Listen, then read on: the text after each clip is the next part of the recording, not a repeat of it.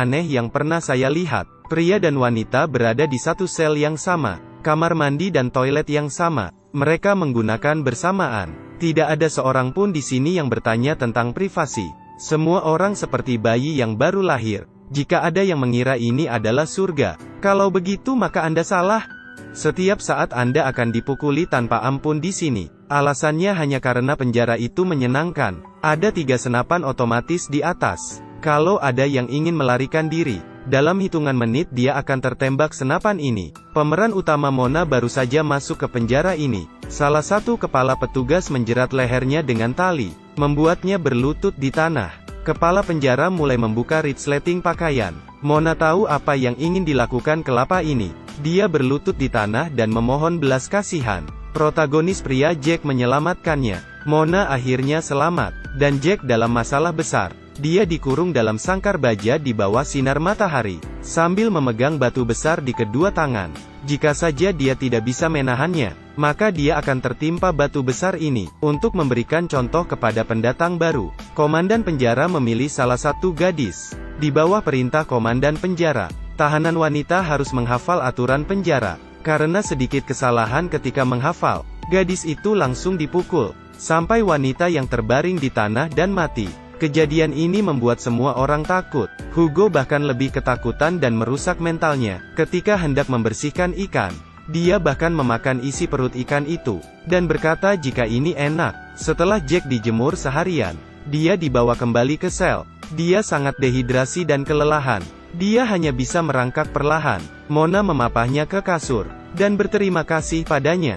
Jackku mohon, jangan membiarkan mereka menyakitimu lagi. Mengapa kamu peduli dengan apa yang mereka lakukan terhadap saya? Mengapa kamu peduli padaku pagi ini? Keduanya tersenyum. Bagi mereka yang melarikan diri dan tertangkap, hukuman mereka lebih kejam. Ini adalah permainan sepak bola yang aneh. Kaki si keriting ditutupi dengan 2 bola plastik. Ada banyak bensin di dalam bola. Permainan pun dimulai. Petugas penjara boleh bermain sesuka hati. Dia harus mencoba untuk memastikan bahwa minyak dan gas dalam bola tidak bocor. Tetapi petugas yang bermain terlalu banyak. Dia tidak bisa berdiri bahkan ketika dia ditendang. Apalagi menjaga bola. Mona tidak tahan melihatnya. Jack membalikkan kepalanya. Karena ini adalah permintaan petugas. Itu membuat para tahanan merasa takut dan jangan berani berpikir. Setelah beberapa saat si keritingnya lelah dan tidak bisa berdiri. Dia tertunduk di tanah. Saat itu juga komandan penjara langsung menyalakan api ke tanah. Dengan ledakan keras bola plastik, si keriting terbakar menjadi abu. Ini adalah hukuman untuk tahanan yang melarikan diri. Setelah semua orang tertidur di malam hari, Mona baru berani menggunakan kamar mandi. Jack membantunya berjaga di pintu. Saat itu beberapa penjaga datang. Jack belum sempat berbicara, mereka langsung menutup mulutnya. Petugas penjahat tua masuk ke kamar mandi, dan bersiap melecehkan Mona. Tetapi Mona langsung menendang kemaluannya. Si petugas tua ini kesakitan. Mona bergegas keluar dari kamar mandi, dan jatuh ke pelukan petugas komandan botak. Untungnya mereka hanya masuk dan tidak melakukan apapun.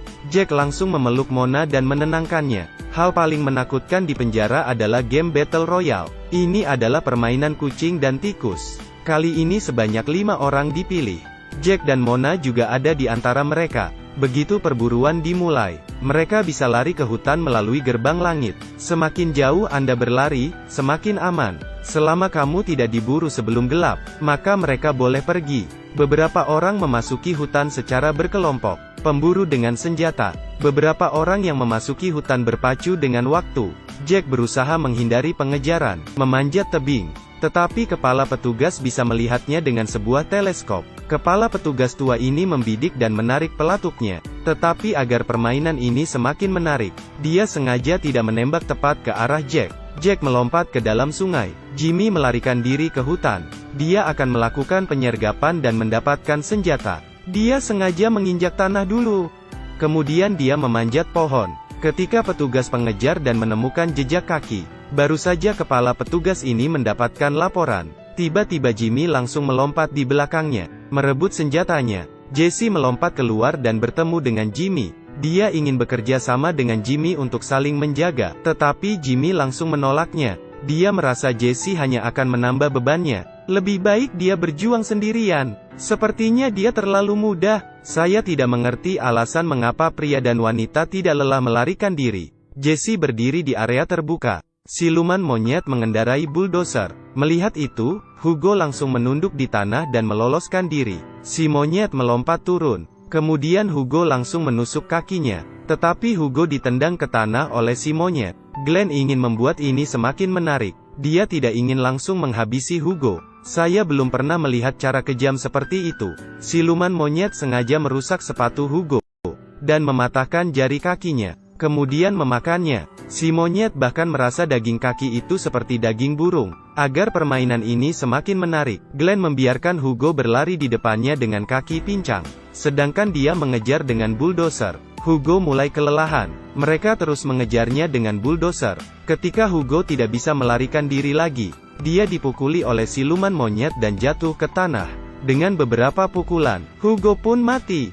Jimmy memegang senjata seperti memenangkan lotre. Dengan senjata, dia menembak terus-menerus. Dia kemudian menyelinap di rumput-rumput. Tetapi dia tidak menyadari ternyata komandan tua dan wanita iblis ini menemukannya. Dalam satu waktu dia dikepung oleh dua orang. Lalu wanita iblis mengambil kesempatan ketika Jimmy mengganti pelurunya. Dia menunggangi kuda dan berlari ke hadapannya. Wanita iblis itu menembak dan mengenai rumput. Lalu mengambil kesempatan lagi dan menembak ke arah Jimmy. Panah itu mengenai Jimmy tetapi tidak fatal. Jimmy tidak sanggup lagi mengambil senjata karena kesakitan. Belum berjalan jauh, tiba-tiba komandan tua mengendari mobil, dan menabrak Jimmy hingga mati. Mona melompat ke sebuah lubang. Ternyata komandan kepala botak mengikutinya. Sedangkan Jesse yang lelah menemukan sebuah danau. Dia bermaksud ingin minum air dan beristirahat. Tiba-tiba wanita iblis telah datang di hadapannya, lalu menembak panah ke arah Jesse. Dia takut dan lari.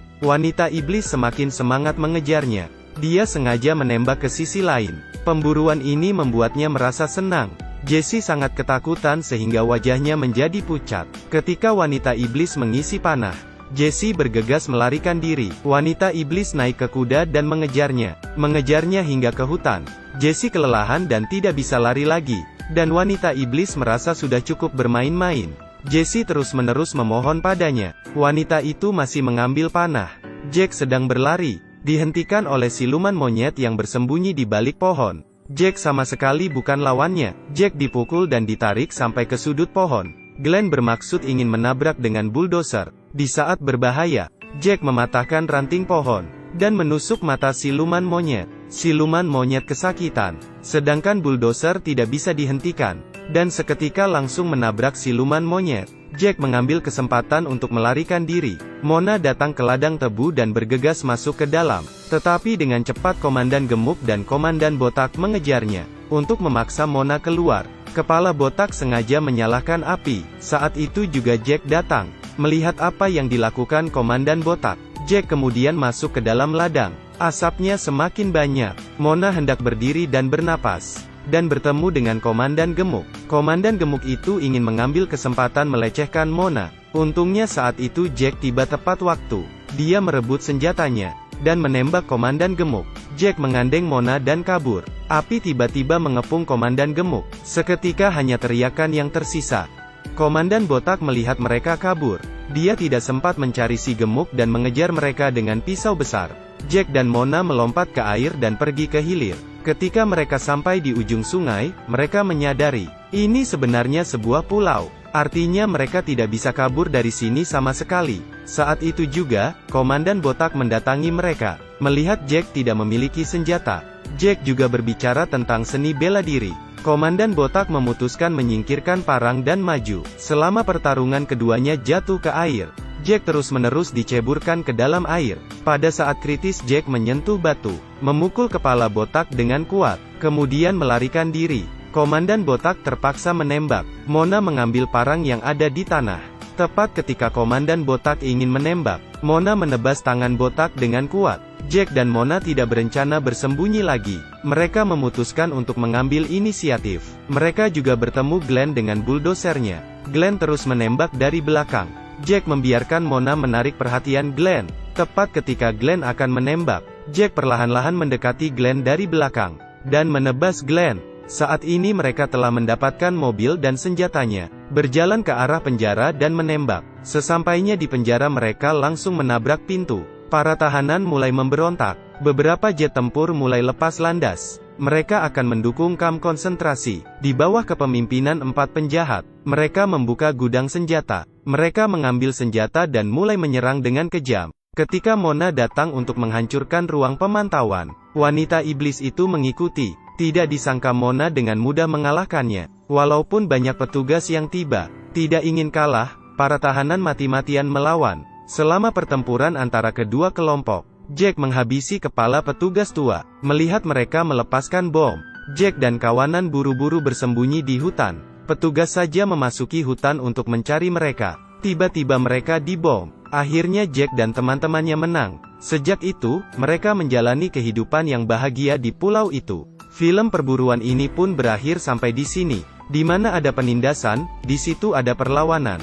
Jack tidak tahan dengan kebrutalan sipir. Dia memberontak dan mengalahkan para petugas sipir. Film ini mengajarkan kita, tidak akan ada akhir yang baik. Baiklah, saya Xiaoyu. Silakan berikan komentarnya.